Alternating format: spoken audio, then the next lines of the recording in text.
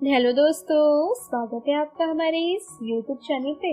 दोस्तों, कहानी को शुरू करने से पहले एक जरूरी बात, अगर आपने चैनल को सब्सक्राइब नहीं किया है तो पहले आप जल्दी से चैनल को सब्सक्राइब कर दीजिए ताकि आपको हमारी आने वाली नई नई कहानियों की जो नोटिफिकेशन है वो आपको सबसे पहले मिलती रहे। तो चलिए दोस्तों, बढ़ते हैं हमारी आज की कहानी की तरफ। हमें उम्मीद है कि आपको हमारी ये कहानी जरूर पसंद आएगी। रमेश और रचना उस बेंच पर बैठे अपनी बदलती किस्मत के बारे में सोच रहे थे। आज की रात उनके लिए बहुत ही ज्यादा महत्वपूर्ण रात थी, क्योंकि आज की रात उनकी जिंदगी का फैसला होने वाला था। रात के करीब 9 बज गए थे और रचना को घर जाना था, पर वह उस बेंच से उठकर जाने की हिम्मत भी नहीं जुटा पा रही थी। रमेश भी कुछ नहीं बोल रहा था और चुपचाप बस रचना को ही देखे जा रहा था। दोनों की आंखों में एक डर था, एक दूसरे को खोने का डर। आज अगर रचना अपने घर जाकर सच बोलने की हिम्मत नहीं जुटा पाती है तो कल उसे किसी और की होना पड़ेगा।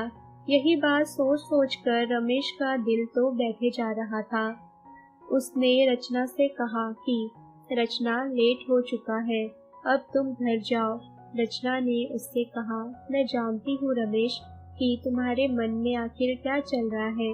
मेरा यकीन मानो, वही उथल पुथल मेरे मन में भी है। मैं तुम्हें अब खोना नहीं चाहती, बस अपने मामा जी के सामने अब मेरी सच बोलने की हिम्मत नहीं जुटा पा रही हूँ मैं। हमारी सच्चाई जानकर ना जाने वो क्या कर बैठे। शायद वो मान जाए, पर अगर वो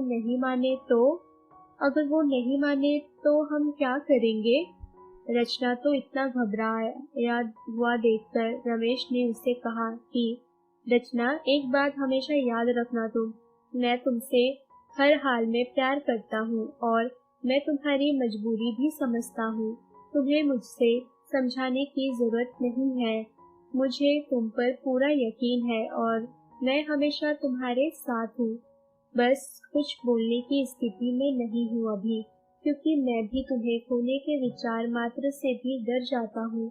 मैं तो तुमसे आज अभी इसी वक्त शादी करने को भी तैयार हूँ, पर मैं अच्छे से जानता हूँ कि तुम अपने मामा जी के आशीर्वाद के बगैर ये शादी कभी भी नहीं करोगी और ना ही तुम उन्हें ठेस पहुँचा सकती हो।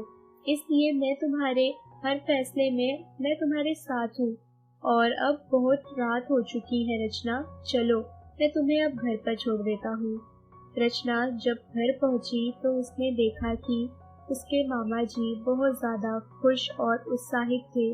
वो चिल्लाकर कह रहे थे कि मेरी बेटी की शादी तय हो गई है, धूमधाम से मैं अपनी बेटी को विदा करूँगा। रचना तो अपने मामा जी को देखकर और भी ज्यादा घबरा गई। उसकी शादी को लेकर वो तो इतने ज्यादा खुश थे कि वो रमेश से प्यार करती है और उससे शादी करना चाहती है। ये बात उन्हें बताने की ही वो हिम्मत ही नहीं जुटा पा रही थी। रचना को देखकर मामा जी ने उससे कहा, बेटा, मैंने अर्जुन से तेरी शादी फिक्स कर दी है। अर्जुन अच्छा लड़का है, तुझे हमेशा खुश रखेगा। पर रचना के चेहरे का तो होश उड़ा हुआ था। उसका रंग देखकर मामा जी ने उससे पूछा कि क्या हुआ बेटा, क्या तू इस शादी से खुश नहीं है जिससे उस पर बहुत एहसान थे। इस तूफान 2 मिनट के लिए तो रचना सुन्न हो गई और सिर्फ मामा जी की ओर देखती रही। एक तूफान उठ रहा था उसके दिमाग में। एक तरफ था उसका प्यार और दूसरी तरफ था मामा जी का प्यार। उसके दिमाग में यही बातें चल रही थी। रमेश से वो प्यार करती थी, जिसके साथ वो अपना जीवन बिताना चाहती थी, और एक तरफ थे उसके मामा जी जिनके उन पर बहुत सारे एहसान थे। इस तूफान के बीच उसने अपनी चुप्पी तोड़ी और कहा कि मामा जी, मैं किसी और से प्यार करती हूँ और अब उससे ही शादी करना चाहती हूँ, पर आपके आशीर्वाद के बिना मैं ये शादी कभी नहीं कर सकती हूँ। मामा जी, वो लड़का बहुत अच्छा है, बस एक बार उससे मिल लो। रचना की ये बात सुनकर तो मामा जी वहीं बैठ गए। उन्हें तो यकीन ही नहीं हो रहा था कि रचना ऐसा भी कुछ कर सकती है। बस आप इस तरह चुप मत रहो, कुछ बोलो। चाहे तो मुझे गालियां दे दो, पर आप मुझे कुछ बोलो। मामा जी तो जैसे सुन्न हो गए थे, वो तो कुछ बोल ही नहीं रहे थे। वे कुछ भी नहीं बोले, चुपचाप अपने कमरे में चले गए और दरवाजा बंद कर दिया।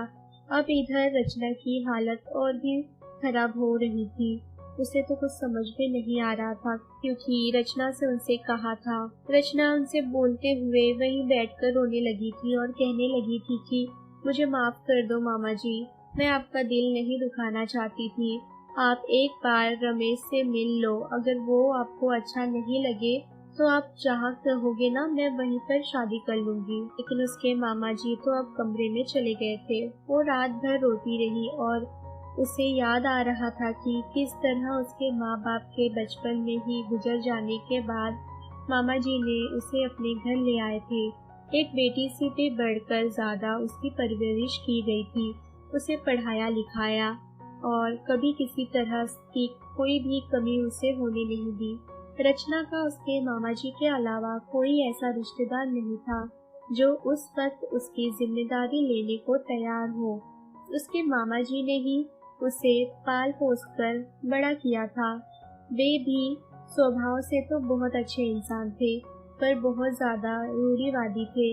उन्हें अपने कुल के नाम, मर्यादा, प्रतिष्ठा का बहुत ज्यादा ख्याल था। वे हर काम समाज के नियमों के अनुसार ही किया करते थे।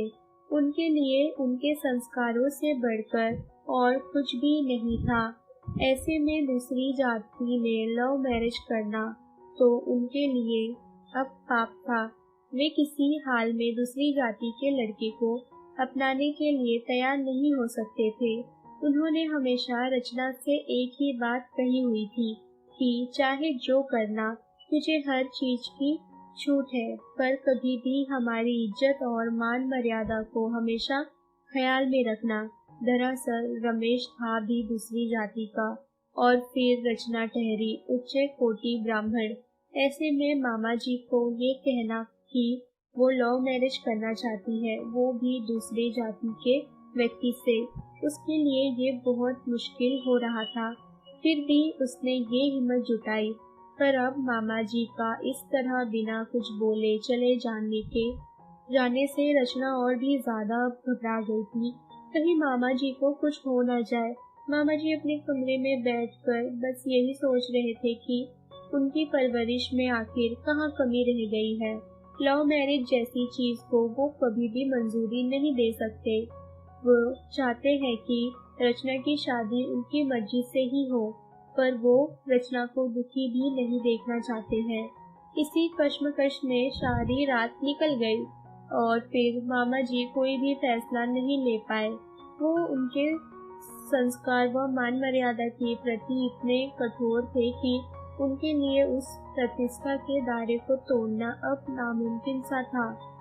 लेकिन वो जबरदस्ती रचना को रोकना भी तो नहीं चाहते थे। जब मामा जी अपने कमरे से सुबह बाहर आए तो उन्हें रचना वहीं पर बैठी उनका इंतजार करते हुए दिखी। रचना भी सारी रात सोई नहीं थी। मामा जी को बाहर देखते ही रचना खड़ी हुई और मामा जी से उसने कहा कि मामा जी कुछ तो बोलिए, अब तो कुछ बोलिए, आप मान गए ना, बोलिए ना कि आप मान गए। मामा जी ने रचना की तरह देखा भी नहीं और कहा कि मेरा फैसला तुम बहुत अच्छे से जानती हो, मेरी इच्छा भी तुम्हें पता ही है। फिर लेकिन तुम किसी तरह की जोर जबरदस्ती करके मैं अपना फैसला तुम पर नहीं थोपूंगा। तुम्हें जो करना है, तुम जो करना चाहो वो तुम कर सकती हो। मेरी तरफ से तुम अब आजाद हो। और इतना बोलकर मामा जी वहां से चले गए। घर के बाकी सभी सदस्य यह सुनकर मौन थे, क्योंकि वो भी जानते थे कि मामा जी इस रिश्ते के लिए कभी भी नहीं मानेंगे और उनके सामने कुछ भी बोलने की हिम्मत किसी ने नहीं थी। अब आखिरी फैसला रचना का था। मामा जी की बात सुनकर उसके चेहरे पर एक अजीब सी मुस्कुराहट आ गई और इस मुस्कुराहट के पीछे का कारण ये था कि मामा ने उसे आजादी तो दी, लेकिन अपनी नामंजूरी की बेड़ियां पहनाकर। आजादी तो केवल एक भ्रम था। असल में तो मामा जी ने उसे अपनी जिंदगी का फैसला सुना दिया था और अब ऐसे में रचना अपने मामा जी की नामंजूरी पर अपनी खुशियों का महल नहीं खड़ा कर सकती थी। उसे अपनी आगे की जिंदगी साफ साफ दिखाई दे रही थी, जो उसे रमेश के बिना ही गुजारनी थी, क्योंकि प्यार और परवरिश की इस लड़ाई में उसने अपनी परवरिश को चुन लिया था और वही फैसला लिया जिसमें उसके मामा जी की खुशी हो। एक आखिरी बार वो रमेश से मिलने उसी पार्क में चली गई जहाँ वो लोग पहली बार एक दूसरे से मिले हुए थे। रमेश उसी पार्क की बेंच पर बैठा हुआ ही मिला। वो भी वहीं जाकर बैठ गई। रमेश रचना का चेहरा देखकर उसका जवाब समझ गया था और दोनों चुपचाप बैठे थे। रमेश ने कहा कि कितना अजीब है ना, इसी बेंच से हमारी कहानी शुरू हुई थी और आज इसी बेंच पर वो कहानी अब खत्म हो जाएगी। ये बात सुनकर रचना तो फूट फूट कर रोने लगी और कहने लगी कि मुझे माफ कर दो रमेश, मुझे माफ कर दो। मैं अपने मामा जी को दुखी नहीं कर सकती। उनके मुझ पर बहुत से एहसान हैं। मैं जीवन भर का दुख सह सकती हूँ, लेकिन उन्हें मैं धोखा नहीं दे सकती। मैं आज आखिरी बार तुमसे मिलने आई हूँ। उम्मीद करती हूँ कि तुम भी मेरे बिना अपनी जिंदगी में अब आगे बढ़ पाओगे और मुझे भूलकर तुम खुश रह पाओगे। रमेश ने रचना की तरफ देखा और एक आखिरी बार उसे गले लगा लिया।